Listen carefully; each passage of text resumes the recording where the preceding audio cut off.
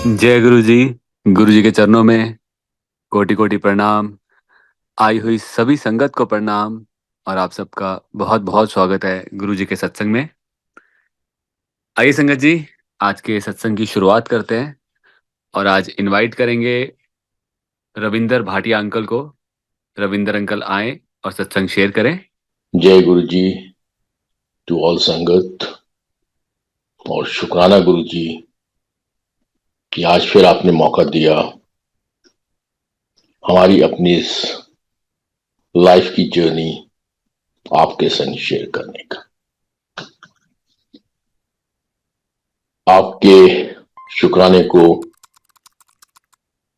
हम लोग डेफिनेटली हर संगत तक चाहेंगे कि पहुंचे, और जो गलतियां, जो कमियां हम लोगों ने की, वो हम चाहेंगे कि शायद नई संगत ना करे, पर फिर भी बाकी गुरु जी को मंजूर। So it's all about my journey and my destination. That's my Guruji. From Mara to Ramra. मैं टोटल एक नास्तिक इंसान, पढ़ा लिखा, यूनिवर्सिटी टॉपर, टोटली नास्तिक, नेवर बिलीव्ड इन गॉड, और सो कॉल्ड गुरु या बाबा से मेरा कोई नाता नहीं था। मेरे घर में कई संत आते थे, कई महात्मा आते थे, हमारे मदर फादर बुलाते थे। दो चार बार उन लोगों से मेरी आर्गुमेंट्स हो गए, मुझे कहीं भी भगवान समझ में नहीं आया। And to be very frank, अगर मेरे जीवन में सच्चा भगवान नहीं आता, सच्चा गुरु मेरे गुरु के रूप में नहीं आता, मुझे आज भी भगवान प्रैक्टिकली समझ में नहीं आता। मेरे लिए भगवान की डेफिनेशन आज भी कल्पना मात्र है। But my Guru is here. और मैनू कहंदे और मैं बैठा ना, so here is God, the true God, the practical God, the Guru on duty is God. So my journey started with Mara to Rama. The very first day when I saw Guruji's Sarup, of course my reaction was to be negative. मेरा मुझ में कुछ नहीं, जो कुछ है वो तेरा। जो मैंने किया, जो मैं कर रहा हूं, जो मैं आगे करूंगा, मुझे कुछ ऐसा एहसास होता है कि वो सब गुरु जी की मेहरबानी से ही हो।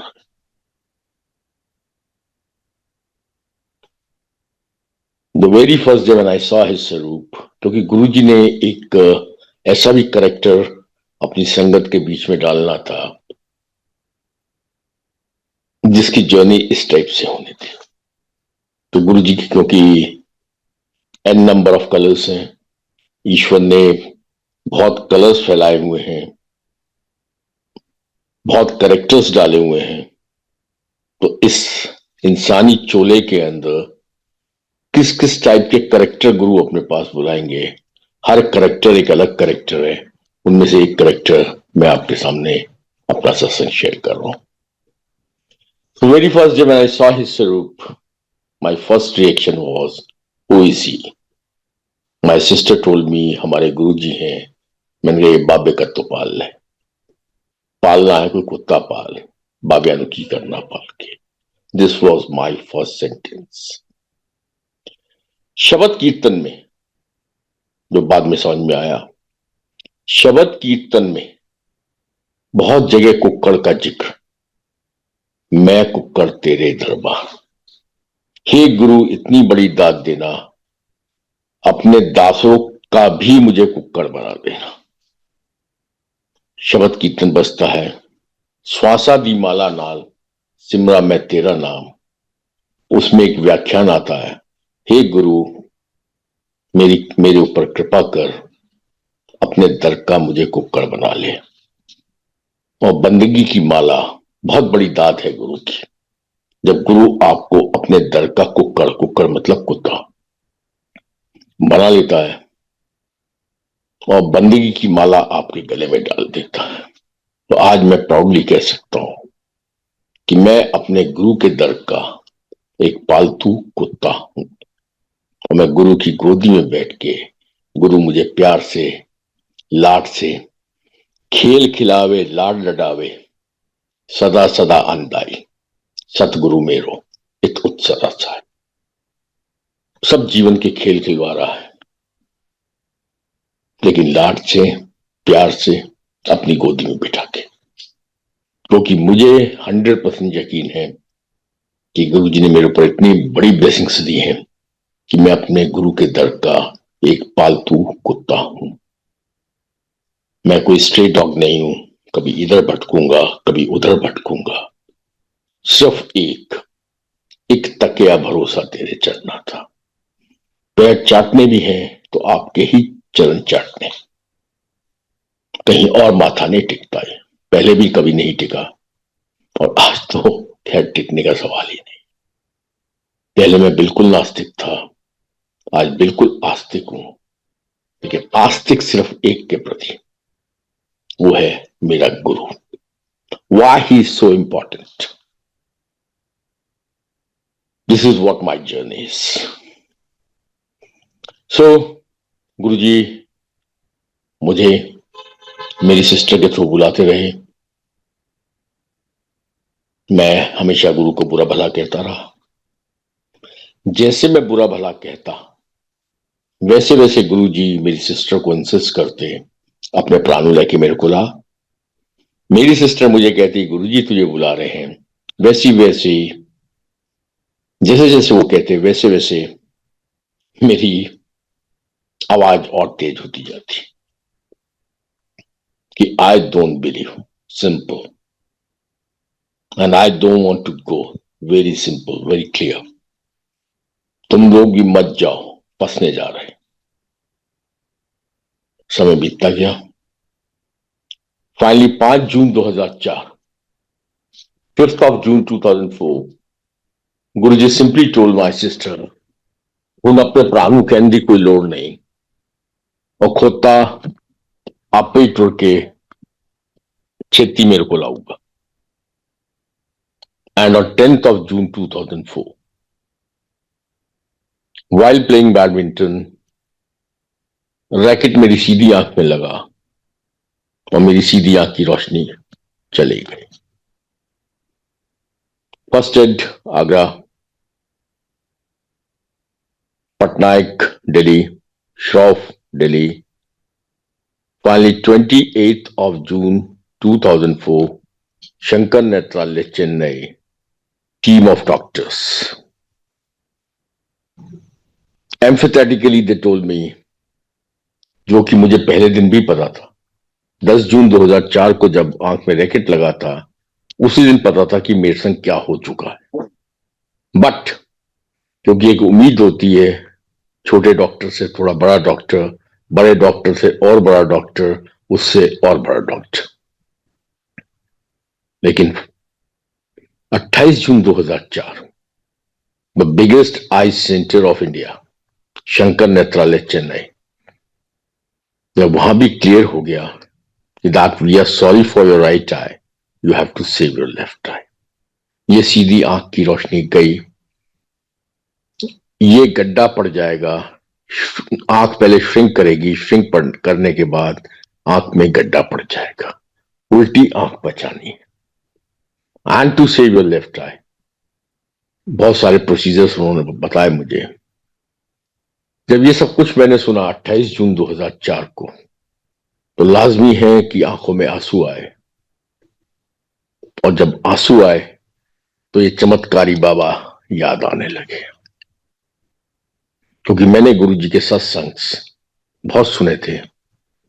उन सत्संग में, कई संगत के सत्संग में सिस्टर के घर में जाता था, तो वो वहां कई संगत आके अपने सत्संग शेयर कर रही होती थी। और मैं सबको एक पागल करार देता था कि ये पढ़े लिखे बेवकूफ लोग, गुरु के एजेंट्स, और हंसता था कि इतने पढ़े लिखे IITians, doctors, journals, see the way they are talking, जैसे बिल्कुल अनपढ़े बैठे हुए, और मैं अपने आप को बहुत समझदार मानता था।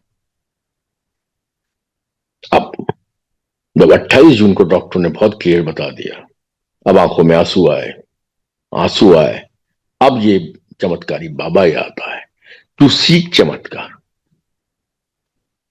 7 जुलाई 2004 गुरु जी के बर्थडे पे मैं गुरु जी के दरबार में पहुंचा। दिन था बुधवार, और लकीली आज भी बुधवार है। फ्राइडे को एम्पायर स्टेट में छोटे मंदिर में मुझे गुरु जी के चरण चूमने का मौका मिला। चरण चूमे। 9 जुलाई 2004 को फिर चरण चूमे। 10 जुलाई 2004 को जैसे मैंने गुरु जी के चरण चूमे, वैसे ही मेरी सिस्टर ने कहा, गुरु जी मेरा प्रा। गुरु जी बड़े प्यार से पैम्पर्ड वे में, एक जैसे बच्चा कोई बड़े लाड प्यार से देखने की कोशिश बाप करता है, उस हिसाब से गुरु जी ने मेरी तरफ देखा। देख के मेरी सिस्टर से कहते हैं, हाँ कमली मैं जानता तेरा प्रा है। And the way he spoke that, कमली मैं जानता तेरा प्रा है।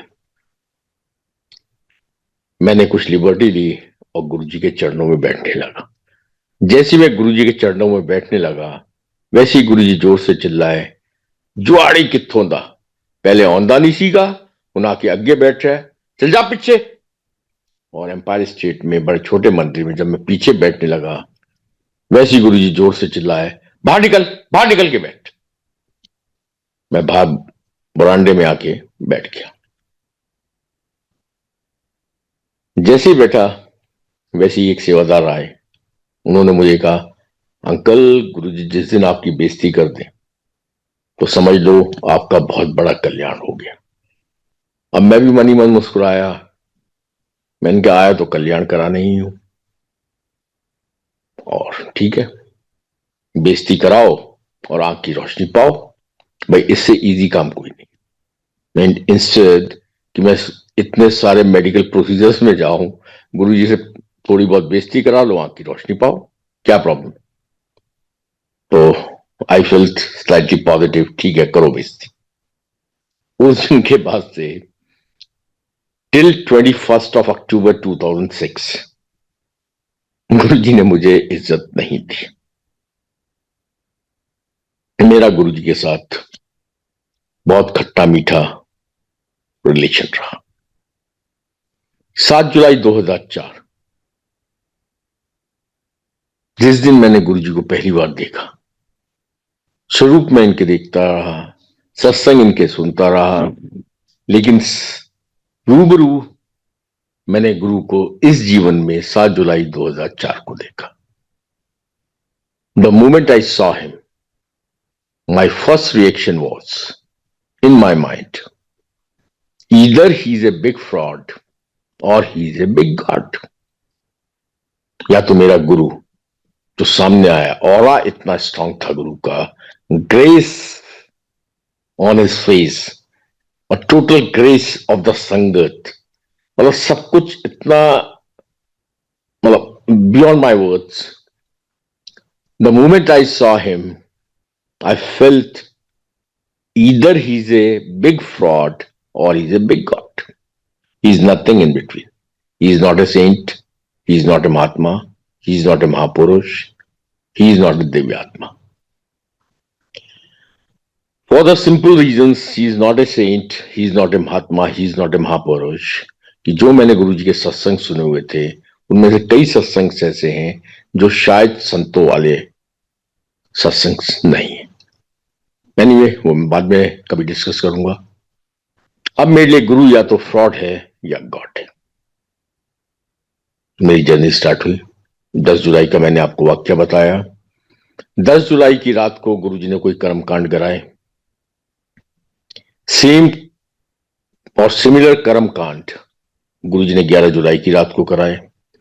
10 जुलाई की रात को 11 बजे से लेकर सुबह 6 बजे तक मैं बाहर बैठा रहा एम्पायर स्टेट में। 11 जुलाई को अगेन रात को 10 साढ़े 10 से लेकर सुबह 6 बजे तक अगेन मैं एम्पायर स्टेट में बाहर बैठा रहा। मेरी सिस्टर और मेरे जीजा जी अंदर थे।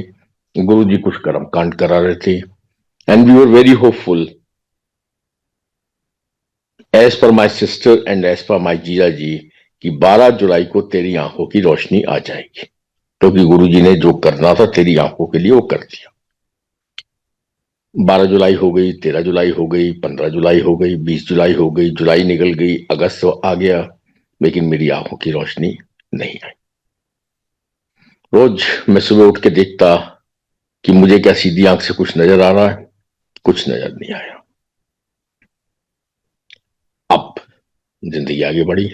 मैं आज कुछ चंद बातें कर रहा हूं गुरु की, क्योंकि चमत्कार तो हम लोग बहुत कुछ सुनते हैं और चमत्कार के लिए गुरुजी का यही कहना था कि तुसी कंजड़ा नू गुरु जब तक चमत्कार ना दिखाए तुसी कंजड़ा नू गुरु समझ नहीं आता।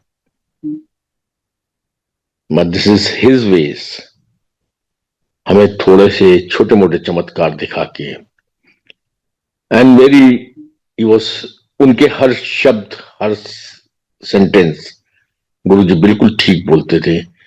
मैं अपनी ही बात करता हूं, अगर मैंने गुरुजी के चमत्कार नहीं सुने होते और जब मेरी आंख की रोशनी गई, क्या मैं गुरु के पास आता? अगर चमत्कार नहीं सुने होते, भाई मेरे जैसा आदमी तो नहीं आता। इट इज वेरी क्लियर, हम लोग चमत्कार सुन सुन के गुरु जी के पास आते हैं। तुसी कंजरा नू गुरु जब तक चमत्कार ना दिखाए तुसी कंजरा नू गुरु समझ नहीं आता। इस करके गुरु जी सिर्फ हमें चमत्कार दिखाते। चमत्कार का रोल मेरे हिसाब से यहां तक खत्म हो जाता है। अब हमें बुला लिया, अब गुरु एक अलग लेवल पे चला गया। एनीवे वो बातें बाद में करते हैं। इसके बाद वन फाइन डे गुरु जी ने मुझे थ्रू माय सिस्टर अपने बेडरूम में बुलाया। ये सत्संग मैं कुछ करना चाहता हूं जहां गुरु जी ने मुझे सब अपने रूप दिखाए। संत मैंने गुरु को कभी नहीं माना, अब एक रूप दिखाया जिसमें मुझे गुरु में फ्रॉड नजर आए, मैं वो सत्संग कर। गुरु जी ने अपने रूम में बुलाया, मेरी तरफ देखते नहीं थे, मेरे से बात नहीं करते थे। गुरु जी अपने बेड के ऊपर बैठे थे, उनके राइट में मेरी सिस्टर, लेफ्ट में मैं बैठा था। गुरु जी ने मेरी सिस्टर से कहा कुछ अपने प्रातो, मतलब we are sitting just on his left I am और just on right is my sister. बिल्कुल गुरुजी आमने सामने एक एक फीट के डिफरेंस पे हम लोग बैठे हैं, एक तरह से ट्राइंगल बना हुआ है, उस ट्राइंगल में हम लोग बैठे हुए हैं। अब मेरी तरफ गुरुजी नहीं देख रहे हैं, जो भी बात कर रहे हैं मेरी सिस्टर के थ्रू कर रहे हैं। लेफ्ट कुछ अपने प्रातो एक गुरुआ से जुत्ते बना लेगा। अब सिंस मैं रविंद्र भाटिया एक बड़ा डिजाइनर शू लाइन का, तो मैंने बड़े चौड़े होके कहा, मैंने कहा हाँ गुरुजी बना लूंगा। अब मैं मनी मन बड़ा खुश हुआ कि मैं गुरुजी के जूते बनाऊंगा, गुरुजी जूते पहन लेंगे, क्योंकि चमत्कारी बाबा है, यही मेरी शायद सेवा है और इसके बाद मेरी आंख की रोशनी आ जाएगी। तो गुरुजी को मैंने यही बोला, मैंने गुरुजी हाँ हाँ बना लूंगा। तो गुरुजी ने जूते पहने हुए थे, उतारे, मेरी सिस्टर से कहा ले प्राणु गए ये वाले जूते बांधने। अब मैंने जूते देखे, बहुत simple design. I being a designer I knew it कि it was a very simple design. So जूते हाथ में पकड़े, मैं बड़ा खुश हुआ। मैं लो इसको बनाने में कितनी देर, मन ही मन में सोच रहा हूं कि इसको बनाने में कितनी देर लगनी है, गुरुजी पहनेंगे और मेरी आंख की रोशनी आ जाएगी। तो वैसे ही मैंने पूछा गुरुजी से, गुरुजी सेम जूते बनने? हाँ हाँ प्राणु दास दे सेम जूते बनने, same toe same counter, same toe same counter. फिर मैंने गुरुजी से पूछा गुरुजी सेम कलर बनना ले प्राणु दास दे जिन्ने मर्जी कलर बनाए, जिन्ने मर्जी कलर बनाए, जाओ जितने ले जाओ और जिन्ने मर्जी कलर बनाओ। I was very happy. Next day मैं आगरा ऑफिस पहुंचा। गुरु जी के जूते कैरी बैग में पड़े थे। कैरी बैग मैंने अंदर मंगवाया। जैसे ही वो जूते खोले, अपने ऑफिस की टेबल पे रखे, वैसे ही गुरु जी की फ्रेग्रेंस पूरे रूम में फैल गई।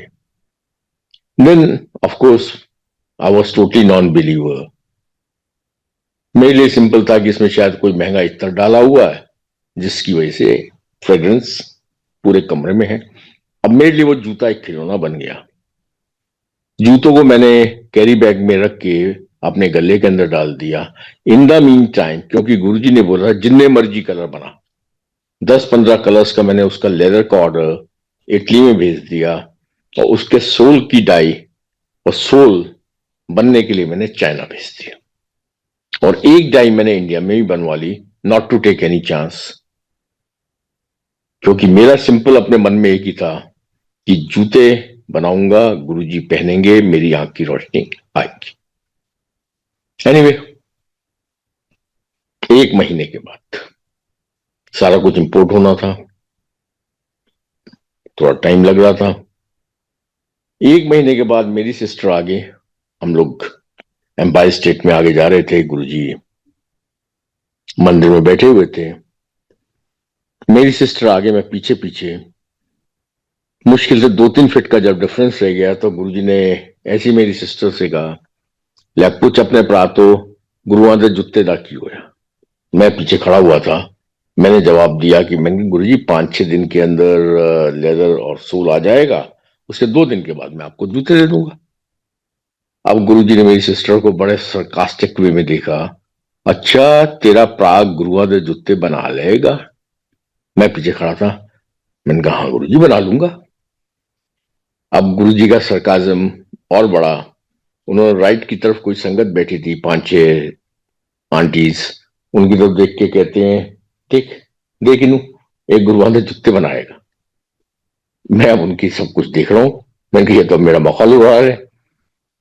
फिर उन्होंने लेफ्ट की तरफ देखा, देख आंटी, देख आंटी, देखिए गुरुआ ने जूते बनाएगा। देन आई थॉट, मैंने मन ही मन कहा, और फिर मैंने गुरुजी को बोला, मैंने कहा हाँ गुरुजी। मन ही मन मैंने सोचा कि समथिंग इज फिशी समवेयर। तो मैंने कहा बेटा अपनी औकात में आ जा। मैंने गुरुजी के आगे हाथ जोड़े। मैंने गुरुजी हाँ कोशिश करांगा बस। अब सामने गुरुजी बैठे। This is very good. बंदे नु कोशिश करनी चाहिए। जाओ कोशिश करो, कोशिश करो, कोशिश करो। खैर 5-7 दिन में लेदर आ गया, रोल आ गया। Since I was a designer, जिसको भी शू इंडस्ट्री के बारे में थोड़ी नॉलेज होगी, लास्ट के ऊपर जूता बनता है, मोल्ड बनता है। मोल्ड को हम लास्ट कहते हैं। लास्ट के ऊपर जूता बनता है। एक सोल का मोल्ड बनता है, एक ऊपर फर्मा बनता है। फर्मे के ऊपर जूते बनते हैं। अब फर्मा मैं खुद बनाता था, आज भी बनाता हूं। मतलब उस टाइम भी मैं बनाता था, आज भी। लास्ट अपनी फैक्ट्री में कोई भी जिसको प्रॉपर सेट करना होता है, उस लास्ट को मैं ही अपने हाथ से फाइलिंग करके लास्ट बनाता हूं। अब क्योंकि लास्ट मुझे बनाना था, लास्ट मैंने बना लिया। अब वो सेम डिजाइन उस लास्ट में मैं बना ही नहीं पा रहा हूं। बड़ी कोशिश कर ली, नहीं बना। अब मैंने 5-6 इधर उधर के कई डिजाइन, क्योंकि गुरुजी कलरफुल कपड़े पहनते थे, उनके चोले गुरुजी के कलरफुल होते हैं। तो मुझे भी लगा गुरुजी शायद मेरी डिजाइनिंग पावर्स को चेक करना चाहते हैं। और क्योंकि उन्होंने बोला था जितने मर्जी कलर बन, गुरु का एक एक सेंटेंस, एक एक शब्द हम उसको किसी वर्ड में एक्सप्लेन कर ही नहीं सकते। गोल्डन है, प्लैटिनम है, क्या है, जितने मर्जी कलर बना। मैंने कई कलर्स के मल्टी कलर्स इधर उधर करके 5-6 जूते बनाए। गुरुजी के पास ले गया।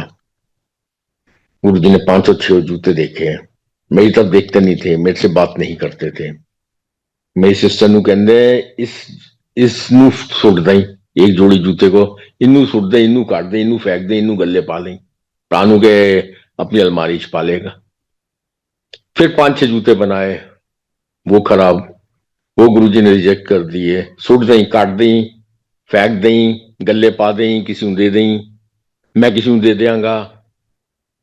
फिर 5-6 जूते बनाए, फिर वही सुट दें, काट दें, फेंक दें।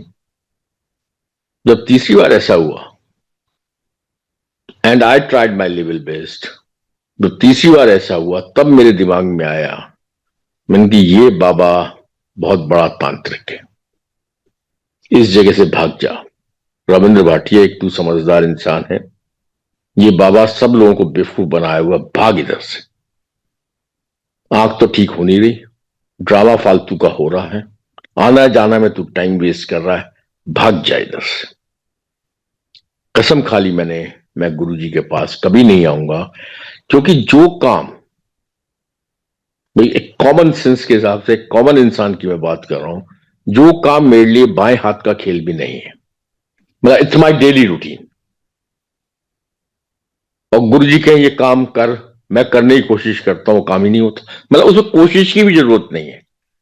It was such A job for me जिसमें मुझे कुछ कोशिश भी नहीं करनी। अब वो मेरा काम होता नहीं है, मैं काम ही नहीं कर पा रहा हूं। तब मुझे लगा कि क्योंकि मैं थोड़ा पढ़ा लिखा इंसान, जिसने थोड़ा बहुत मेंटलिज्म, मैस्मेरिज्म, हिप्नोटिज्म, रेकी, क्योंकि लाइब्रेरी में काफी किताबें चाटता था, चाहे वो 2-2 पन्ने, 4-4 पन्ने पढ़ता था, इंटरेस्ट नहीं आता था वो एक अलग बात है, लेकिन मैंने थोड़ा बहुत 10% ऑफ ज्ञान मैंने अर्जित किया हुआ था। तो मेरे हिसाब से बाबा ने मेरे दिमाग को बांध दिया है, और मेरे जैसा समझदार इंसान जिसके लिए कोई काम ही नहीं है, तो मुझे लगा कि ये बाबा बहुत ढोंगी है, ही इज ए फ्रॉड, भाग इधर से। और मैं वहां से भाग लिया, कसम खा ली कि यहां कभी नहीं आऊंगा, क्योंकि एक समझदार दिमाग को यहां बेवकूफ बनाया जाता है। गुरु ने मेरे को सब रंग दिखाए, जितने मर्जी कलर बना, मुझे सारे कलर्स गुरु ने दिखाए। पहला कलर दिखाया, मैं संत नहीं हूं। दूसरा कलर दिखाया, मैं ढोंगी हूं। अब आया तीसरा कलर। जिंदगी चलती रही, मैंने जाना बंद कर दिया। जब जाना बंद कर दिया, अब किसी ना महीने 2 महीने मैं नहीं पहुंचा, हर हफ्ते गुरुजी मेरी सिस्टर से पूछते थे तेरा भाई कहाँ है, और मेरी सिस्टर हमेशा कहती गुरुजी वो बहुत बिजी है। फिर गुरुजी ने मेरी सिस्टर को, ये बड़े इमोशनल सत्संग हैं जो मैं गुरु की आज बात कर रहा हूं, फिर मेरी सिस्टर से गुरुजी ने कहा तेरा प्राकृत्य, हर हफ्ते। उसने कहा गुरुजी आज बिजी है।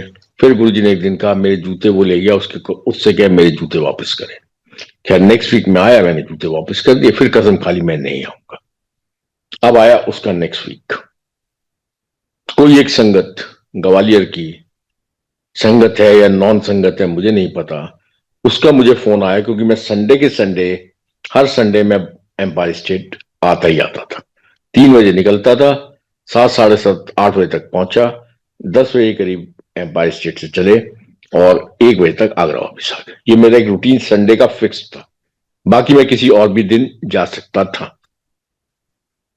कोशिश ये करता था कि मैं हफ्ते में 2 दिन गुरुजी के पास जाऊं। अब ग्वालियर से किसी का फोन आया कि अंकल आप तो 3 बजे निकलते हो, मैंने ट्रेन पकड़ ली है, मैं 3 बजे तक आगरा आपके ऑफिस पहुंच जाऊंगा, और आप मुझे लेके एम्पायर स्टेट चलोगे। मैंने कसम खाई थी मैं गुरु के पास नहीं जाऊंगा। उसका फोन आया तो मैं पता नहीं, ना भी नहीं कर पाया, मैं चल 1 हफ्ते और चलते हैं। 1 हफ्ते हम फिर गुरु के दरबार में पहुंच गए। अब उसके बाद आया दूसरा संडे, 16 जनवरी 2005। उस संडे को गुरु के सेवादार थे सिंगला अंकल, उनका बेटा, उसका मुझे फोन आया कि अंकल मैं शादी में आया हुआ हूं, सुबह 6 बजे दिल्ली से चला हूं, 2:30 बजे मैं फिरोजाबाद पहुंचा हूं, पता नहीं मेरे दिमाग में क्या आ रहा है। अब ये पागलपना आप देखिए, 2:30 बजे उसके दिमाग में, 6 बजे दिल्ली से चला है संडे को, 2:30 बजे उसके दिमाग में ये आ रहा है कि मुझे लंगर प्रसाद एम्पायर स्टेट में ही जाके करना है, गुरु जी के मंदिर में ही जाके करना है। अब 2:30 बजे उसने कहा मैं भी अंकल आपके पास आ जाऊंगा, आप मुझे लेके गुरु जी के मंदिर चलेंगे, वहां मैं लंगर प्रसाद करूंगा, उसके बाद आप मुझे फिर फिरोजाबाद छुड़वा दीजिए, बस इतनी मेहरबानी करनी है। अब मैं मन ही मन सोचने लगा, मैंने कि यार ये कैसा पागल इंसान है कि सुबह 6 बजे दिल्ली से चला, तब इसको ध्यान नहीं रहा कि शाम का लंगर प्रसाद मुझे गुरु जी के मंदिर में करना है। खैर एनीवे, ये तो बाद में पता चला ना कि ये सब गुरु की एक प्लानिंग होती है। वो 3:30 बजे आए, अरविंद सिंगला,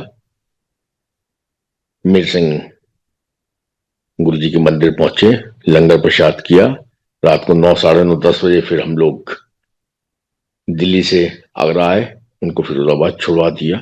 मैं पूरा यही सोचता रहा, मैं ये क्या पागल है क्या। अब आया तीसरा हफ्ता, 22 जनवरी 2005, दिन सैटरडे। 22 जनवरी 2005 को मैं अपने एक दोस्त की कॉकटेल अटेंड कर रहा था, और 23 जनवरी दोस्त के बेटे की कॉकटेल अटेंड कर रहा था। 23 जनवरी 2005 को उसकी शादी थी।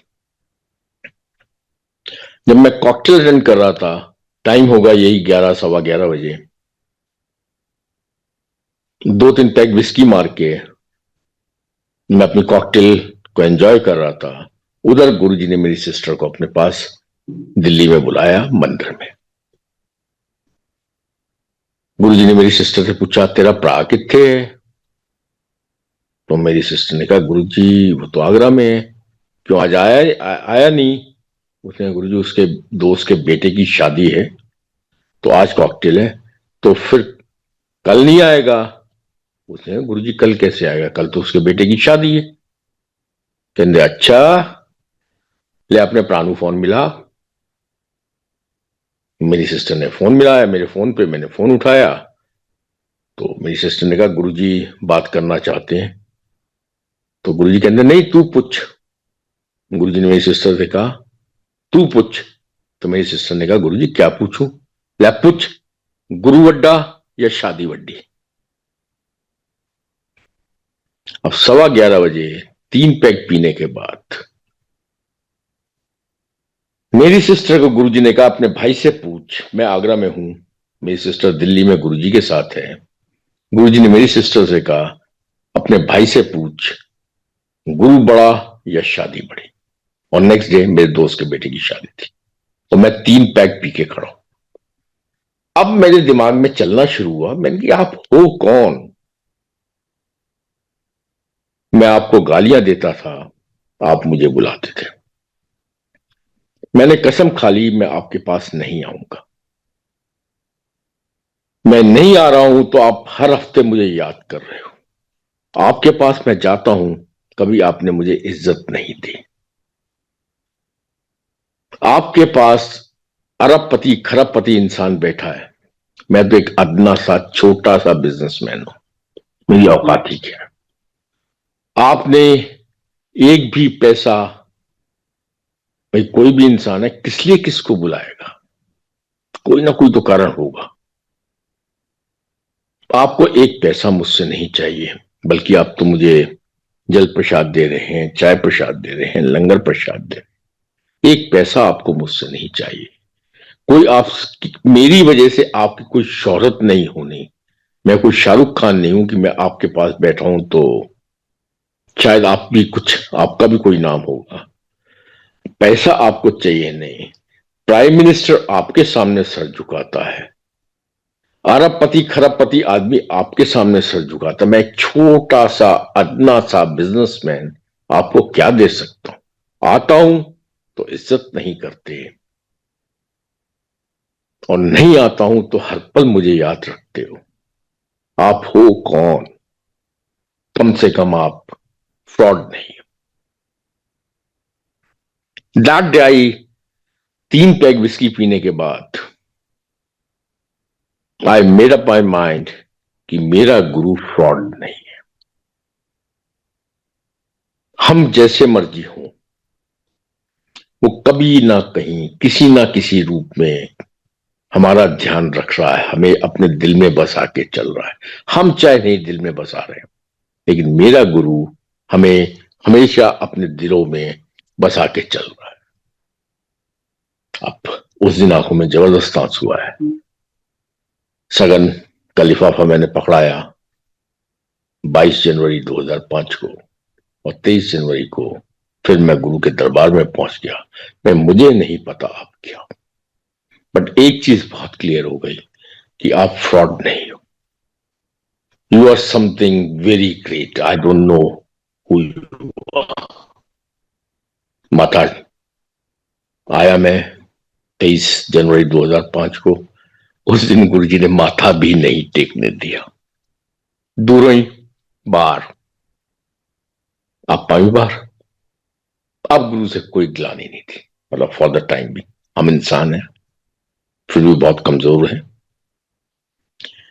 क्योंकि हम अपने सेल्फिश एंड के लिए आते हैं, एंड राइटली सो।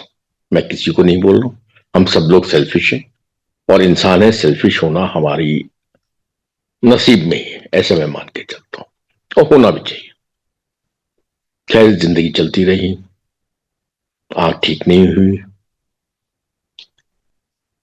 सारी चीजें होती रही। अब मैं एक सत्संग और थोड़ा सा इमोशनल करने की कोशिश कर रहा हूं। 14 फरवरी 2006, the day was Tuesday and it was Valentine's day. मंगलवार का दिन, वैलेंटाइंस डे, 14 फरवरी 2006। देखो मेरा गुरु क्या है। हे माधो, हम ऐसे, तू ऐसा।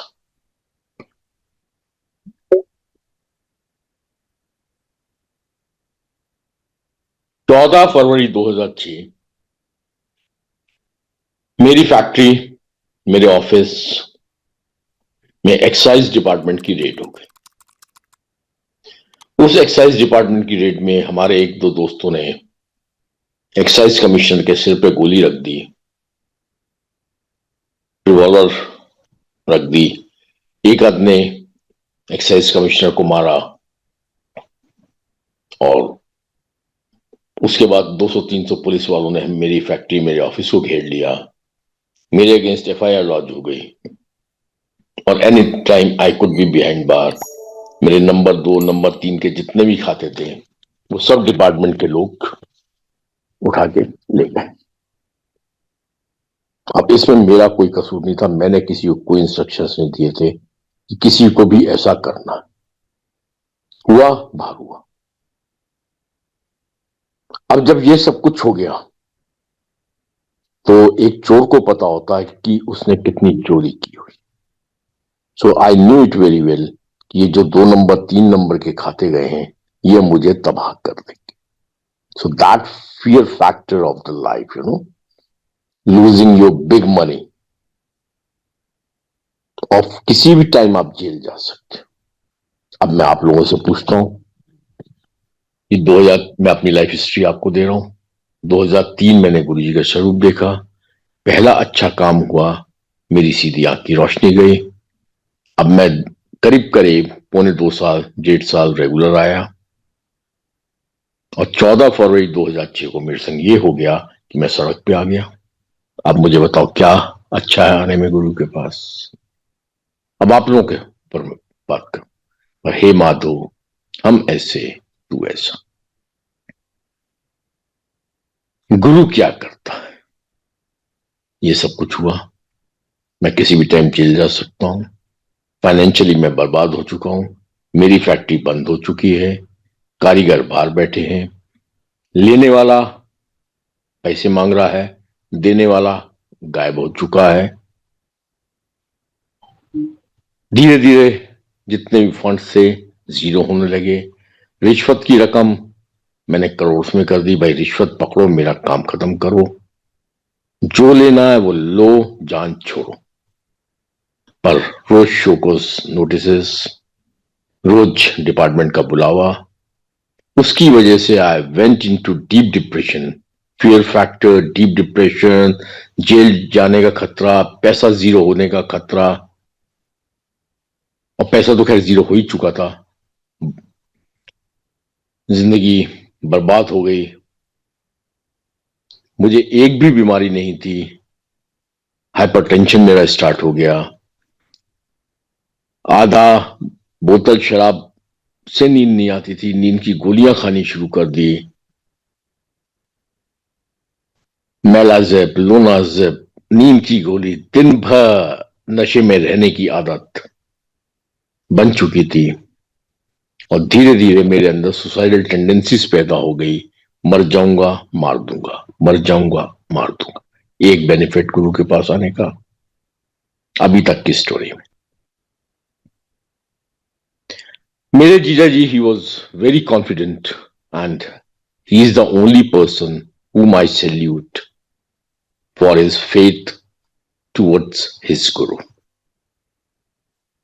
जो हर बुराई में कहते थे, गुरुजी जो कर रहे हैं वो अच्छा कर रहे हैं, गुरुजी जो कर रहे हैं वो अच्छा कर रहे हैं। वन फाइन डे जब मैं बिल्कुल फेडअप हो गया लाइफ से, with all kind of tensions, show causes, फलाना डिमाका, मैं उनके ऊपर चढ़ा। मैंने की ऐसी तैसी तुम्हारी और तुम्हारे गुरु की, आज चलो मेरा काम खत्म कराओ, नहीं तो मैं जहर खा के बच्चों को भी मार दूंगा, खुद भी मर जाऊंगा। ही वॉज वेरी कॉन्फिडेंट कि चल आज गुरुजी के पास चलते हैं, बात करते हैं, आज गुरुजी सब कुछ ठीक करवाऊंगा। So we went inside. Guruji अपने सिंहासन पे बैठे थे, मेरे ब्रदर इन लॉ आगे झुके, मैं उनके पीछे खड़ा था। जैसे मेरे ब्रदर इन लॉ झुके तो गुरुजी कहते, हाँ की पार्टिया की करना है। तो मेरे गुरुजी ने मेरे ब्रदर इन लॉ ने कहा, गुरुजी मेरा साला बहुत दुखी है। फिर मैं की करा? उसने, गुरुजी सब कुछ तो आप ही ने करना। मेरे जिया जी ने कहा, सब कुछ तो आपने ही करना। और मैं कोई दुकानदारी खोली हुई है? अब he was confident, my brother in law, कि आज मैं तेरा काम करवाऊंगा। वो उन्होंने फिर इंसिस्ट किया, नहीं गुरुजी बहुत दुखी। ले सारे दुखी बैठे हैं, एक सुखी लिया, तू काट दुखी है, सारी दुखी बैठे हैं। फिर मेरे ब्रदर इन लॉ का, नहीं गुरुजी कुछ तो करो। अब गुरुजी ने मेरे ब्रदर इन लॉ को डांटना शुरू किया, और देखिए अपनी शक्ल साले दी है, देख मैं अचार पाना तेरे साले दा, मैं कोई दुकानदारी खोली, पटा के ले जा अपने साले नू, मैं कुछ नहीं करांगा, ना ले जा, मैं की करना, मैं कोई दुकानदारी खोली है, नौकरी कर रहा है किसी की। अब पीछे खड़ा हुआ मैं ये सुन रहा था। तो संगत जी, कितना लाड आया होगा, कितना प्यार आया होगा, आप सोच सकते। हम बाहर निकले, बाहर निकल के मैंने जिया की जो ऐसी की तैसी की, संग में गुरुजी की। फिर मेरी रिश्वत की रकम बढ़ने लग गई, और रिश्वत पकड़ो, मेरा काम करो। किसी भी शख्स ने पूरे डिपार्टमेंट में किसी ने भी एक पैसे की रिश्वत नहीं ली। अब ये मेरा गुरु स्टार्ट होता है, वो मेरी जिंदगी है, वो मेरा भाग्य था जो अभी तक हुआ। अब इसके बाद मेरा गुरु स्टार्ट हुआ। Then I send some lady to Guruji. Guruji ने उस लेडी के थ्रू मुझसे पूछवाया। अब ये मैं सारा क्वेश्चंस आप लोगों को दे रहा हूं जो गुरुजी ने मुझसे पूछा। गुरुजी ने उस लेडी के थ्रू मुझसे पूछवाया, कुछ आगरा वाले अंकल तो आगरा वाले अंकल नु कह अपने दिल के अंदर झांके। अब मैं जो भी संगत सत्संग सुन रही है, मैं सबसे कहता हूं अपने दिलों में झांको। सबको ये लगेगा कि जीवन के अंदर कोई भी इमोशनल प्रॉब्लम, कोई रिलेशनशिप की प्रॉब्लम, और maybe some health problems, or maybe any other problem, is because of some other factor, some macro factors. Micro की जहां तक हम लोग बात करते हैं कि मैं तो ठीक हूं, मेरा भाई कमीना है, अगर रिलेशनशिप प्रॉब्लम, मैं तो ठीक हूं पर मेरी सास बहुत बेवकूफ औरत है, मैं ठीक हूं, सबको ये लगेगा मैं ही ठीक हूं, बाकी सब गलत है। जैसे मुझसे क्वेश्चन गुरुजी ने पूछवाया उस लेडी के थ्रू, उससे कि अपने दिल में झांके। अब मैं सबसे कह रहा हूं, सब लोग अपने दिलों में झांको। एवरीबडी से वुड से कि मैं ठीक हूं, this is happening because of other factors. ये हो रहा है मेरा भाई, मेरा बाप, या मेरा ससुर, या मेरी नंद, एक्स वाई जेड, मेरे संग क्या प्रॉब्लम थी, वो मैं भी आ रहा हूं। गुरु जी का दूसरा सवाल आया उसी लेडी के थ्रू, पुछ आगरा वाले अंकल तो पैसे दा की करना। मेरा पहले का आंसर चला गया, गुरु जी मैं ठीक हूं, मैं कोई इतना बुरा इंसान नहीं हूं। अब दूसरा गुरु जी का सवाल आया उसी लेडी के थ्रू, पुछ आगरा वाले अंकल तो उनने पैसे दा की करना। जब तक आपके पास पैसा है और अथाह पैसा है, तब तो आपने सिर्फ मर्सिडीज देखनी है या डायमंड्स देखने हैं। और अगर आप कम पैसे वाले हैं, तो आपको जीवन की रोजमर्रा की चीजें देखनी है। और अगर आप किसी टाइम में रईस हो और आप सड़क पे आ चुके हो, वो सबसे ज्यादा दुखदाई दिन होता है, जब आप अच्छा खासा पैसा, जब आप खरीदते डायमंड हो, अब खाने को पैसे नहीं है। तो वो 6 महीने के अंदर मैं बन चुका था। उस 3-4 महीने 5 महीने के अंदर, क्योंकि मैं पेमेंट सबकी करता जा रहा था, मेरे पास पैसा खत्म हो गया था। बिजनेस के अंदर पैसा rotation is the main thing. पैसा मेरा खत्म हो गया, 250-300 लेबर मेरी बाहर बैठी है, उनको मैं पैसे दे रहा हूं,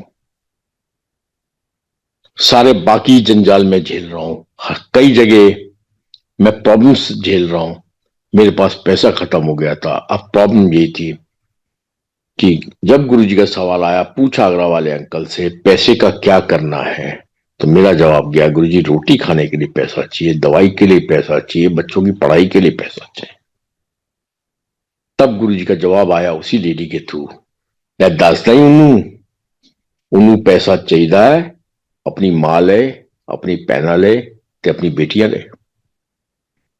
that he requires money for his mother, for his sisters, for his daughters. अब जब मैंने ये सुना, और ये चीज जब मेरे कान से, मेरे दिमाग से, दिमाग से मेरे दिल से, और दिल से जब सारा सिनेरियो मैंने देखा और समझने की कोशिश की, तो गुरु जो कहना चाह रहा है वो समझ में आ गया। 1987, now I'm into flashback. 1987 I got married. 1988 में मैं अपने परिवार से अलग हो गया।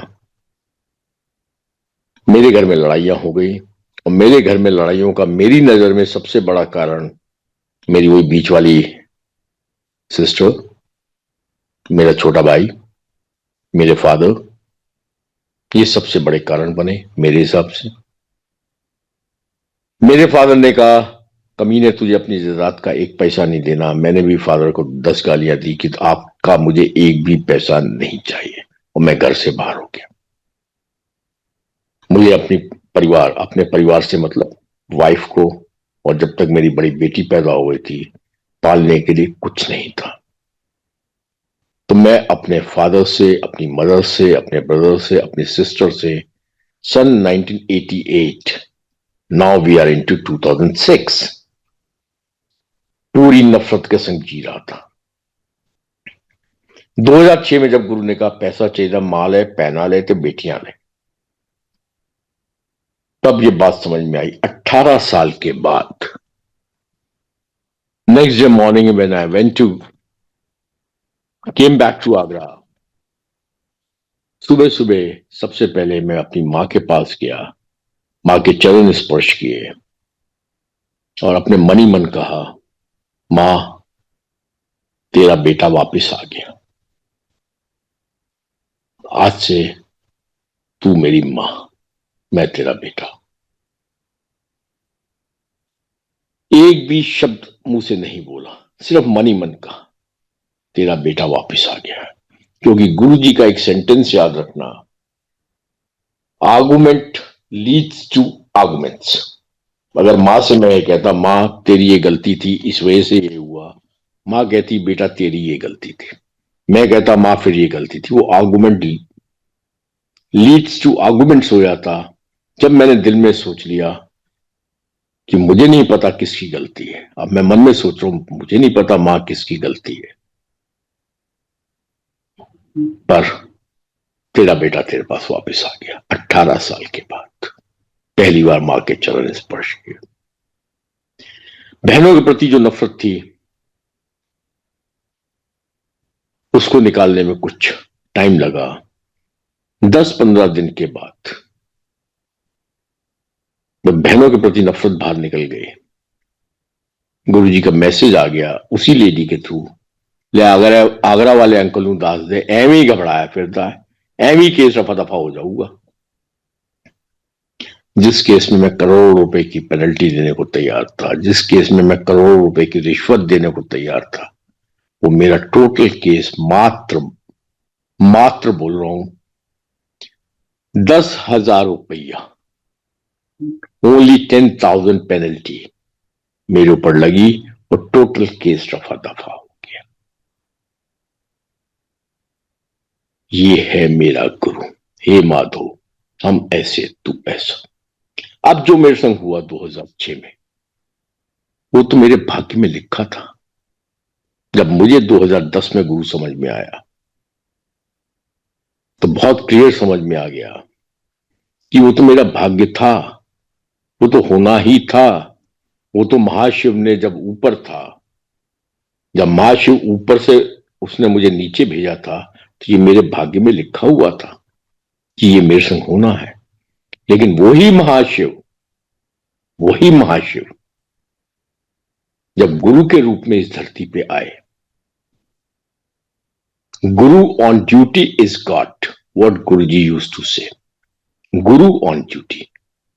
चलिए इस कंक्लूजन पे मैं बाद में आ रहा हूं। वो टोटल केस मात्र 10,000 रुपए की पेनल्टी में खत्म हो गया। जिंदगी चलती रही। 27 मई 2007 लास्ट संगत डे। उस दिन गुरुजी ने बड़े प्यार से मुझे अपने संग बिठाया, वो अलग सत्संग है। 28 मई 2007 मंडे का दिन मुझे पहली सेवा बख्शी गुरुजी ने। 28 मई 2007 मंडे के दिन पहली सेवा करने का गुरुजी का आदेश आया कि आगरा में फलानी जगह से गज्जोमल एंड सन्स के यहां से शोधी हर लेके मुझे भिजवा। शोधी हर 29 मई 2007 मंगल के दिन, क्योंकि सोमवार के दिन जिस मार्केट और जिस दुकान से गुरुजी ने बोला कि ये लेके भिजवानी है वो बंद रहती है मार्केट, तो मंगल के दिन मैंने शोधी हर्ड्स के पैकेट्स गुरुजी के पास भिजवा दिए। बुधवार के दिन, मंगल बुध दोपहर शाम तक गुरुजी ने वो पैकेट्स कुछ संगत को दिए। उनमें से एक संगत अर्जुन सबरवाल जो कि बड़े मंदिर में सेवा में है, उनके फादर को दिए, कुछ और संगत को भी बांटे। शाम को एज यूजुअल सबको पता है कि गुरुजी की तबीयत खराब हुई। 31 मई 2007 गुरुजी ने शरीर त्याग दिया। अब सुबह 6 बजे मेरी सिस्टर का मुझे फोन आया 31 मई 2007 कि गुरुजी की तबीयत खराब है। मैं सो रहा था, मैंने 1 सेकंड में फोन किया, मैंने यार मुझे सोने दे, अपने आप ठीक कर लें। 1 घंटे बाद या आधे घंटे या पौने घंटे के बाद उसका फोन आया कि गुरुजी शरीर त्याग के जा चुके हैं। अब जब ये न्यूज मेरे पास पहुंची अब क्योंकि मेरा जिस काम से मैं गुरु के पास गया था वो मेरा काम नहीं हुआ, अब करने वाला चला गया। बहुत बड़ा लगाव मुझे गुरु के साथ नहीं हो पाया था। हाँ, ये समझ में आ गया था कि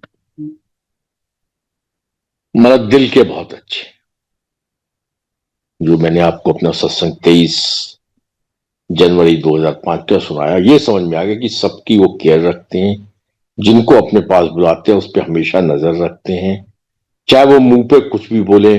ही वॉज वेरी स्वीट, गुरु जी की अगर लैंग्वेज की मैं बात करूं, स्वीट पेंडू Punjabi, you should talk like that.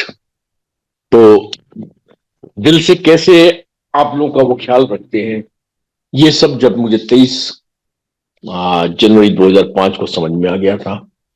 31 मई 2007 को, क्योंकि आंख हम सेल्फिश है ना, हम गधे हैं। जैसे गुरु जी कहते तुम कंजड़ हो, सारी तुसी नाली दे कीड़े मकोड़े लगते हो, है ही हम लोग वही, हम इसके ऊपर उठ नहीं पाते। 31 मई 2007, मुझे कोई गुरु से लगाव नहीं था, फिर भी मैं गुरु जी के बड़े मंदिर में पहुंचा। अब यहां से मेरी जर्नी डिफरेंट स्टार्ट हो गई। 31 मई 2007 को जब मैं गुरु के बड़े मंदिर में पहुंचा तो मुश्किल से 400 500 600 संगत आई हुई थी। गुरु जी की पार्थिव शरीर आ चुका था। सिर गुरु जी का दरबार की तरफ था, टांगे गुरु जी की मेन गेट की तरफ थी। ऑलमोस्ट मिड में गुरु जी का, हॉल के मिड में गुरु जी का पार्थिव शरीर था। कुछ संगत आती थी, रोके, कोई बाहर चले गए, कोई इधर निकल गया, कुछ 5-10 बैठे रहे।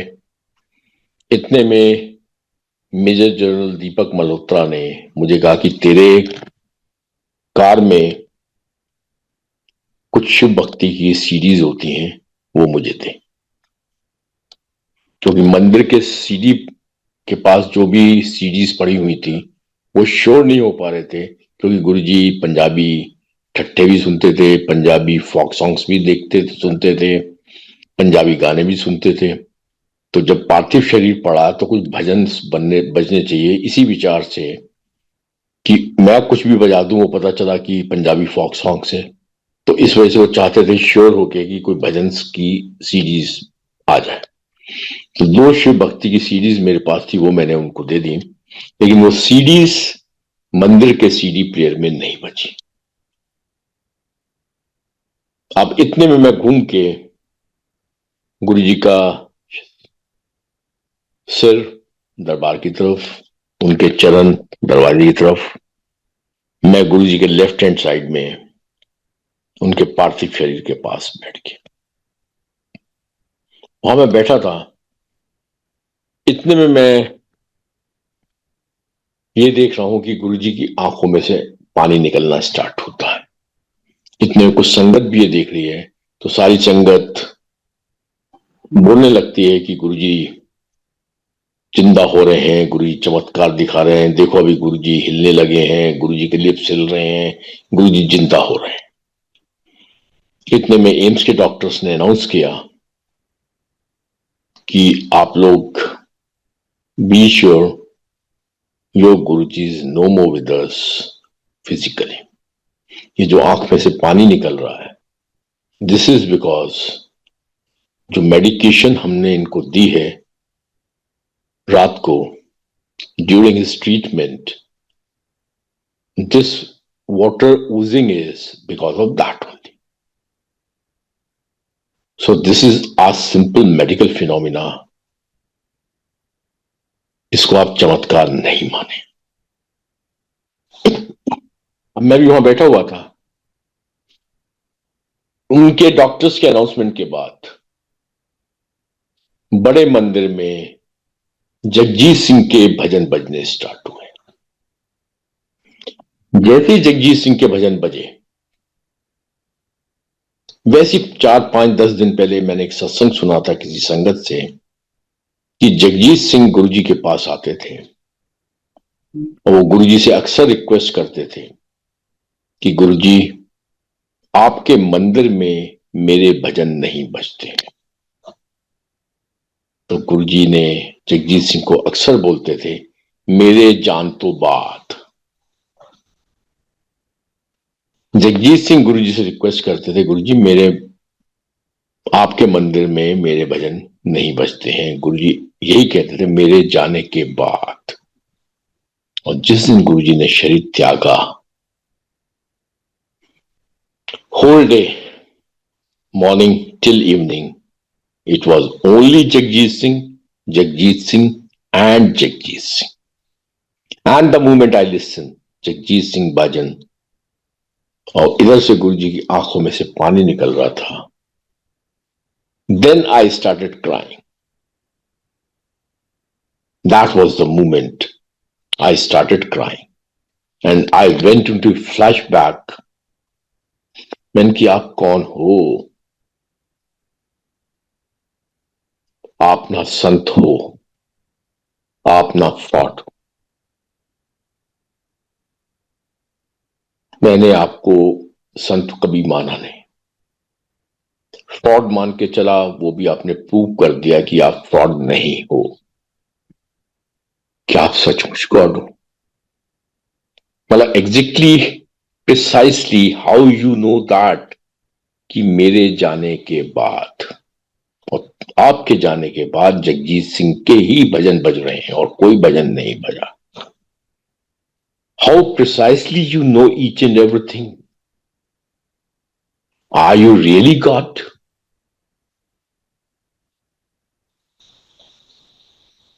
तब मेरी आंखों में आंसू आए। देन आई थॉट कि मुझे ये जिंदगी जीनी है। आई should and must go with this journey.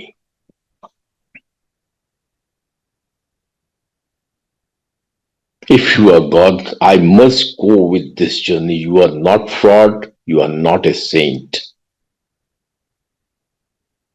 So maybe you are a God. तो उस जर्नी को जीने के लिए मैं आगे बढ़ा, क्योंकि गुरु ने मेरा हाथ थामा था। 2004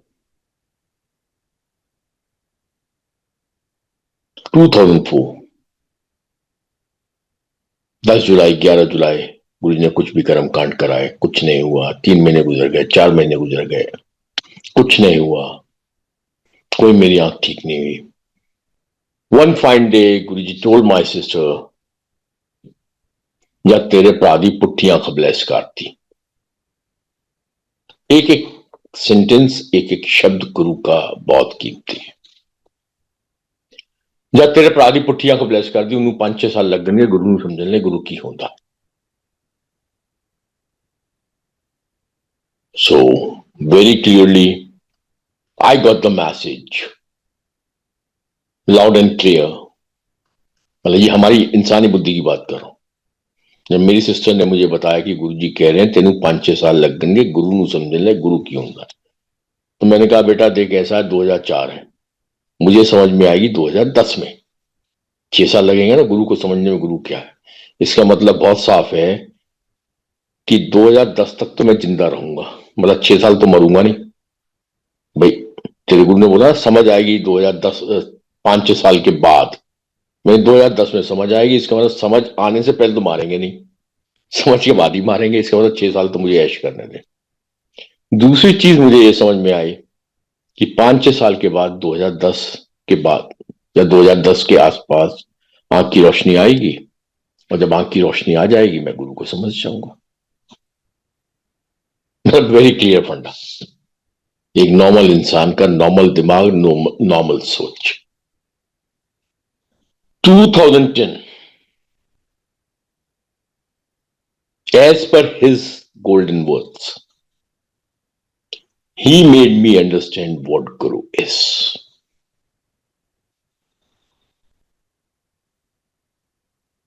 और सबसे पहले ये समझ में आए,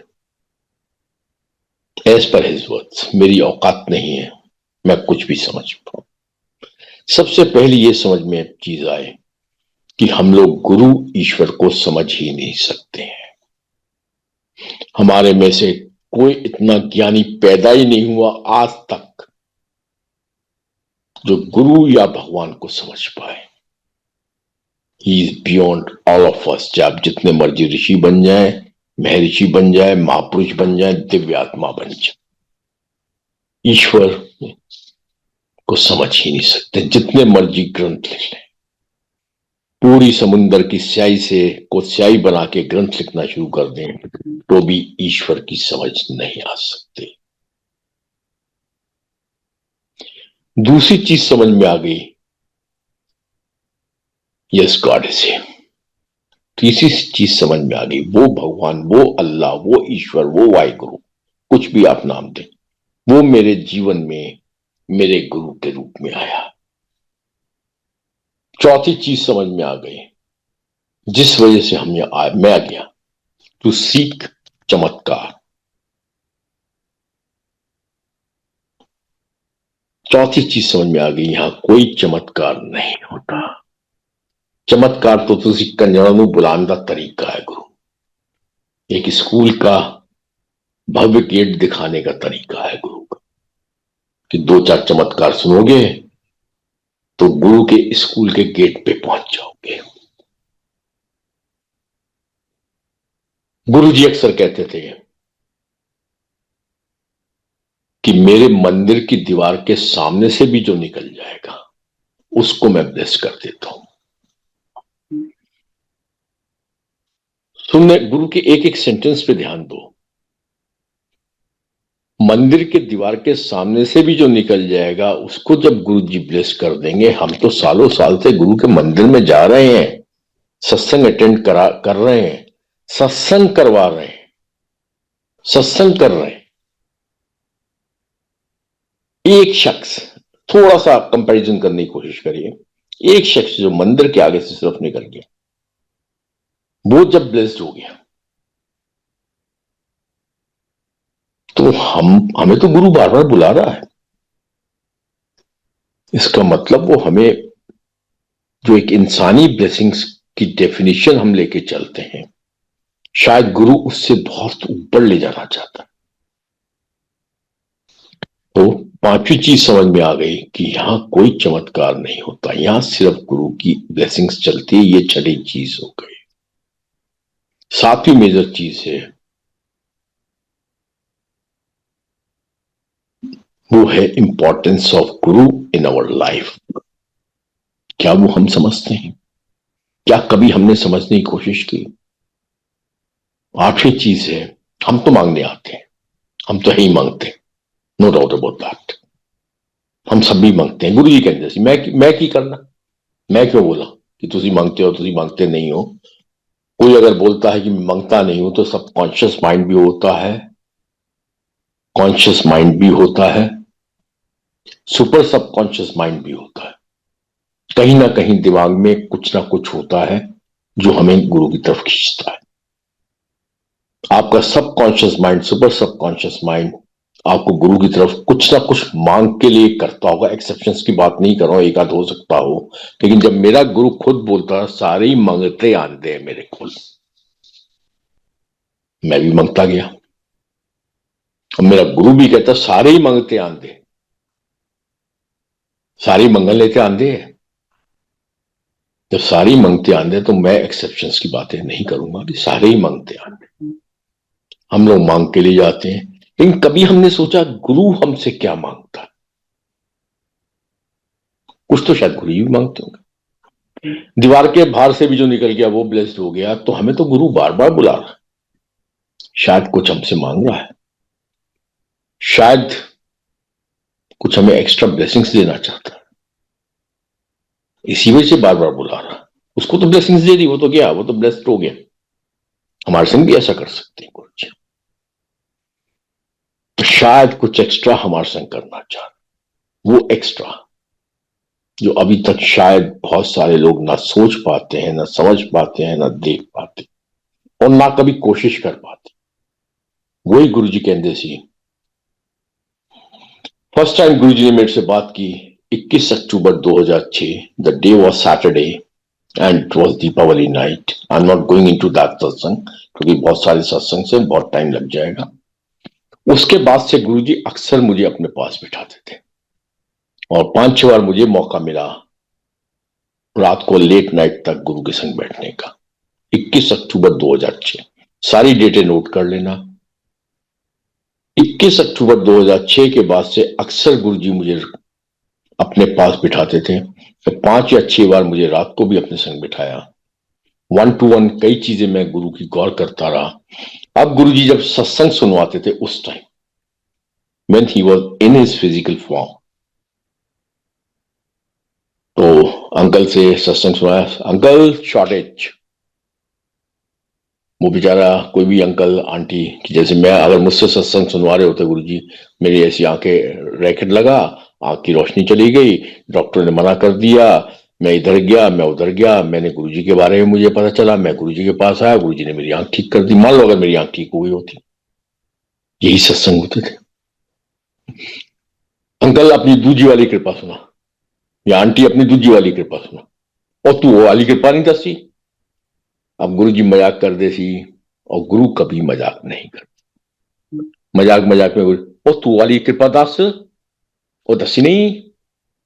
वो आंटी सुनाने लगती, छोटे सुनाई, और फिर गुरुजी एक आंख दाईं तरफ एक आंख बाईं तरफ। राइट संगत को लग रहा है कि गुरुजी हमारी तरफ देख रहे हैं, लेफ्ट संगत को लग रहा है गुरुजी हमारी तरफ देख रहे हैं, सामने वाली संगत तो 100% कंफर्म्ड है कि गुरुजी हमारी तरफ ही देख रहे हैं। और फिर धीरे से गुरुजी शर्माते थे, धीरे से मुस्कुराते थे, बड़ी फीमेल टाइप की शर्माती स्माइल मारते थे। फिर धीरे से गुरुजी बोलते थे, सोचो फिर किस तरह, मनन करो। शायद हम लोग मनन नहीं करते, शायद हम लोग सिर्फ 4 चमत्कार सुन के गुरु के पास आ जाते, वो गुरु का बुलावा है। लेकिन बार बार जो बुलावा है उसका पर्पस कुछ और ही है। कभी कोशिश करना उसको समझने की, उस चीज पे मनन करने की, गुरु की इंपॉर्टेंस समझने की। हम गुरु की importance, unfortunately I must say सो, मैं भी सत्संग बहुत अटेंड करता हूं, मैं भी सत्संग करता हूं, बहुत सारे सत्संग में जाता हूं। हम गुरु की इंपॉर्टेंस सिर्फ अपनी मांग तक सीमित रखते हैं, काम करवाने के लिए आते हैं। फिर मैं गुरु जी की लैंग्वेज बोल रहा हूं, गुरु जी कहते सी मैं ਤੁਹਾਡਾ ਪਿਓ ਦਾ नौकर लग्या। संगत जी यहां कोई चमत्कार नहीं होता, यहां गुरु की ब्लेसिंग्स होती हैं। और आपको हमको गुरु बार बार जब बुला रहे हैं, एक बार कोशिश करो। I am summing up each and everything, कोशिश करो। Importance of Guru in your life, क्यों ये शरीर इतना इंपॉर्टेंट है, क्यों आप 33 करोड़ देवी देवता आपके हिंदू धर्म में होने के बावजूद भी आप यहां के माथा टेक रहे हो। क्या है इस शरीर के अंदर, क्या खास है इस शरीर के अंदर। जब गुरुजी किसी की तकलीफें दूर करते थे, सबको पता खून की उल्टियां करते थे, किसी का देना लेना। अंकल अगर टाइम है तो मैं 5 मिनट और सत्संग कर लूं। जी हेलो, अंकल, जी जी अंकल प्लीज। एक छोटा सा सत्संग करना चाहूंगा। हाँ जी श्योर अंकल। क्यों गुरुजी ये शरीर इंपॉर्टेंट है। ये सृष्टि का डेबिट क्रेडिट गुरु अपने शरीर पे लेके चलता था। उसका एक मैं छोटा सा सत्संग आपके संग शेयर कर, बहुत है सत्संग, सबको चमत्कार का रूप मत दो, समझो, मनन करो। इंपॉर्टेंस ऑफ गुरु, कहां बैठे हो, किस लिए बैठे हो, उसके लिए बहुत लंबी लंबी बातें हो जाएंगी, बहुत लंबी लंबी सत्संग के थ्रू। ओनली गुरु की बातें और सत्संग, मेरा अपना एक भी सेंटेंस नहीं हो। सत्संग इज 2001 गुरु जी आगरा है।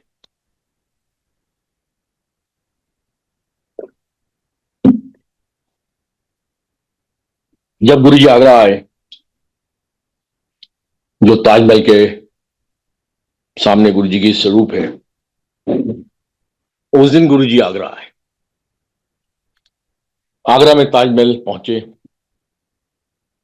ऊपर से आदेश आया हुआ था दिल्ली से, जो लोकल पुलिस ऑफिसर्स कि कोई आ रहे हैं उनको देखभाल के लिए एक दो पुलिस इंस्पेक्टर्स भेज दिए जाए। तो गुरु की सेवा के लिए एक इंस्पेक्टर भेजा गया, इंस्पेक्टर शर्मा। उसको नहीं पता था गुरुजी क्या है। उसके लिए तो यह था कि एक एसएसपी का आदेश आया है और मुझे इन साहब के साथ, जिनके साथ तीन चार और साहब हैं, मुझे इन साहब के संग रहना है। और ड्यूटी उसकी ये थी कि जब तक ये यहां है आप इनके संग रहिए, करीब करीब 12 बजे से लेकर शाम के 5-6 बजे तक। अब 2001 में वो इंस्पेक्टर जिस थाना क्षेत्र का है, उस थाना क्षेत्र का नाम है ताजगंज। ताजमहल के आसपास का पूरा इलाका, जहां वर्ल्ड के सारे टूरिस्ट आते हैं, जहां इंडिया का सबसे फेमस रेड लाइट एरिया है, उस समय था। जहां सारी आगरा की ड्रग ट्रैफिकिंग स्टार्ट होती थी, जहां पूरे आगरा से लेकर बॉम्बे से लेकर कलकत्ता तक, जहां से सारी लड़कियां सप्लाई होती थी, उस एरिया का वो थाना अध्यक्ष। और जहां आगरा के 70% 80% से ऊपर क्राइम होते, और उसके संकट जो लगा हुआ थाना क्षेत्र, भा थाना क्षेत्र, जहां उस टाइम 2001 में जो डकैत आप पिक्चरें देखते थे, शोले वोले, सारे डकैत उस इलाके के। तो उस सारे इलाके के डकैत इस इलाके में आके सारी गुंडागर्दी होती थी। मतलब द मोस्ट नोटोरियस थाना क्षेत्र ऑफ आगरा इन 2001। उसका इंस्पेक्टर की ड्यूटी लगी है गुरुजी के साथ। आप इमेजिन करिए, वो गुरुजी को जानता नहीं गुरुजी कौन है। गुरुजी ने उसको अपने पास बुलाया, बुला के कहते भाई साहब तुम परेशान नजर आ रहे हो। उसने कहा नहीं भाई साहब मैं परेशान नहीं, नहीं आप परेशान नजर आ रहे हो मुझे। उस थाना इंस्पेक्टर ने कहा नहीं भाई साहब ऐसा कुछ, देखो तुम चिंता मत करो, जब तक तुम मेरे साथ हो नोट कर लो। अब गुरुजी ने उस इंस्पेक्टर से बोला जब तक तुम मेरे साथ हो नोट कर लो, इस तुम्हारे पूरे थाना क्षेत्र में आज एक भी वारदात नहीं होगी। तो इंस्पेक्टर ने जब अपना सत्संग मुझे सुनाया, कह रहा है अंकल, मतलब क्या वर्ड से गुरुजी के, उस 5 घंटे के अंदर मेरे पूरे थाना क्षेत्र में एक भी वारदात नहीं हुई। बिना ऊपर वाले की मर्जी के पत्ता भी नहीं हिल सकता। वारदात कराने वाले कौन? अब ये तो हो गया एक सत्संग। अब इस सत्संग के आगे की कहानी सुनिए। जो भी इस धरती पे होता है, कहते हैं तेरी मर्जी के बिना पत्ता भी नहीं हिलता। वही गुरुजी ने कहा कि जब तक तू मेरे साथ है एक भी वारदात नहीं होगी। वो इंस्पेक्टर ने कंफर्म किया कि कमाल हो गया साहब, उस 5 घंटे में पूरे थाना क्षेत्र में एक भी वारदात नहीं। वारदात में वहां कुछ भी हो सकता था, कुछ भी होता रहता है, मर्डर, रेप्स, फलानी चीज धमाकी चीज, सब कुछ, एक भी वारदात नहीं। ये गुरुजी के वर्ड से। वारदात इस दुनिया में जो भी हो रही है, कराने वाला कौन? भगवान। और रोकने वाला कौन? गुरु। वही जैसे मेरे जीवन में हुआ 2006 में। भगवान ने तो लिख दिया था शायद मुझे मरना था, लेकिन वही भगवान जब गुरु के रूप में आया, उसने मेरा लिखा मिटाया, कुछ नया लिख दिया। अब इसके आगे की कहानी पे मैं आ रहा हूं। कोई वारदात नहीं। अब मेरा गुरु क्या करता था, ये छोटा सा एक मैं एग्जाम्पल दे रहा हूं आपको, ऐसे बहुत एग्जाम्पल्स। शाम के 6 बजे के बाद कुछ संगत को लेकर गुरुजी फिर दोबारा ताजमहल पहुंच गए। ये मुझे अभी 3 महीने पहले किसी ने बताया। गुरुजी दोबारा ताजमहल पहुंच गए। अब क्योंकि 5 घंटे कोई वारदात नहीं हुई थी, उस वारदात का जो डेबिट क्रेडिट था वो भी तो किसी को लेना था। वो कौन लेगा? भाई किसी का कष्ट गुरु ने नहीं होने दिया उस 5 घंटे में। वो कष्ट किसके ऊपर लेना था? वो सारा कष्ट गुरु अपने ऊपर लेता था। हमारे जितने भी कष्ट है जीवन जीवन के, आगे वाले कितनी भी जनरेशन्स के, सारे कष्ट ये शरीर उठा के गया। अब गुरुजी जब वो इंस्पेक्टर चला गया, अब गुरुजी दोबारा ताजमहल पहुंच गए। और ताजमहल पहुंच के कुछ 5-6 सीआरपीएफ के जवान खड़े थे। उनसे गुरुजी ने कहा, ओए दरवाजा खोल, मैंने अंदर पर जाना है, ताजमहल के अंदर जाना। उसमें वो भी नहीं जानते गुरुजी कौन है। उन्होंने कहा, भाई साहब ये ऑर्डर है, यहां आप अंदर नहीं जा सकते इस टाइम, 6 बजे के बाद ताजमहल बंद है। सुप्रीम, तू मुझे जानता नहीं मैं कौन हूं। गुरुजी ने उनको थोड़ी बहुत लड़ाइयां स्टार्ट करवा दी। गुरुजी ने लड़ाई लड़नी शुरू की।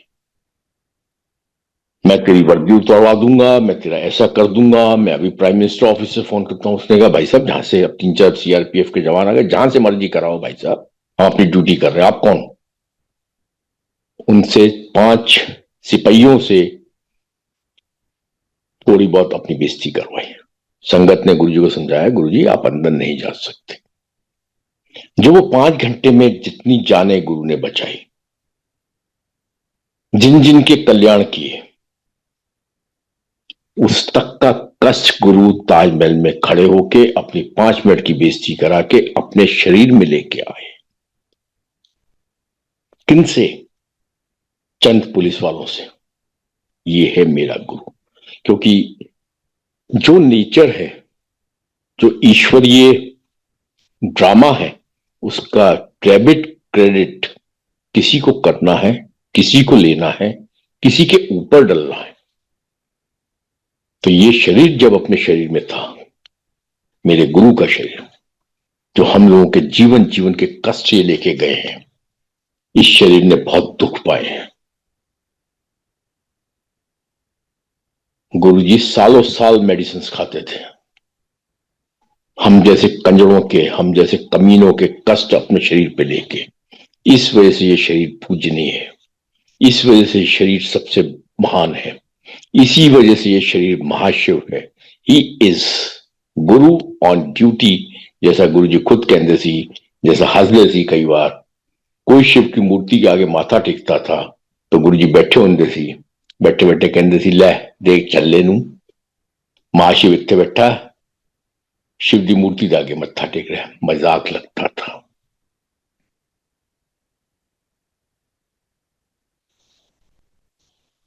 कृष्ण छठा द्वार, मेरा 10वां द्वार, आखिरी द्वार, मजाक लगता था। हनुमान मेरा अकाउंटेंट है, मजाक लगता था। विष्णु महेश ब्रह्मा मेरे तो सलाह करके आन दे, सूरज मेरे हत्ता दे अंदर है, बिना मेरी मर्जी तो उग नहीं सकता। बड़ा भारी जोक लगता था। पर गुरु कभी मजाक नहीं करता। मैंने कभी ईश्वर को नहीं माना, लेकिन मेरा गुरु साक्षात भगवान है, साक्षात महाशिव है। इसमें मुझे मानने की जरूरत नहीं है, प्रैक्टिकल है। जीवन देने वाला ये, लालन पालन करने वाला ये, मुक्ति देने वाला ये, जो जीवन देता है, जो लालन पालन करता है, जो मुक्ति देगा, वही तो शिव है, वही तो महाशिव है। काल भी ये, अकाल भी है। सो संगत जी, इंपॉर्टेंस ऑफ गुरु, मत भटको, संगत बनो, भीड़ मत बनो, जैसा मेरे गुरु जी कहते थे। और संगत बनने के लिए मनन करना बहुत जरूरी है, गुरु को समझना बहुत जरूरी है, गुरु की बातों को गौर से समझो। वो फिर मैं टाइम मिलेगा जरूर करूंगा नेक्स्ट टाइम, क्योंकि मेरे सत्संग 25-25 घंटे भी हो जाते हैं। वो गुरु की बातें हैं, एक एक बात उनकी, मतलब मैं नहीं कहूंगा गोल्डन है, प्लेटिनम है, मुझे नहीं पता क्या है वो समथिंग बियॉन्ड, यू नो। बातें बहुत कॉमन है, बहुत कुछ नया नहीं है, बट उन्होंने प्रैक्टिकली करके दिखाया कि yes, I am here, I am the God, I am everything. So for today, जय गुरु जी। बहुत बहुत शुक्राना गुरु जी का, आज मौका दिया। फिर कभी भी लाइव या बड़े मंदिर के प्लेटफॉर्म पे, जहां जहां भी मौका मिलेगा, हमने सिर्फ गुरु के गुणगान गाने हैं। क्योंकि 21 अक्टूबर 2006 के बाद अक्सर गुरु जी मुझे कहते थे, तू सत्संग करना, तू सत्संग करना। मैं भी मन ही मन कहता था, गुरु जी आंखें ठीक कर दो, सत्संग कर देंगे। आपके सत्संग होते क्या है? मन ही मन कहता था कि गुरु जी आंखें ठीक कर दो, सत्संग कर देंगे। सत्संग में क्या, आंख खराब हुई, डॉक्टर ने मना कर दिया, गुरु जी ने ठीक कर दी, भाई यही तो सत्संग सुनते हो आप लोग। नहीं, वो तो सिर्फ बुलावा है। मैं इतना ही मैं कहूंगा, वो सिर्फ बुलावा है। आपको एक ब्लेस करने का तरीका है गुरु का। जर्नी तो इसके बाद स्टार्ट होगी। सो जय गुरु जी, शुक्राना गुरु जी। फिर नेक्स्ट टाइम, फिर गुरु जी की सेवा में जब वो चाहेंगे फिर हाजिर होंगे। जय गुरु जी।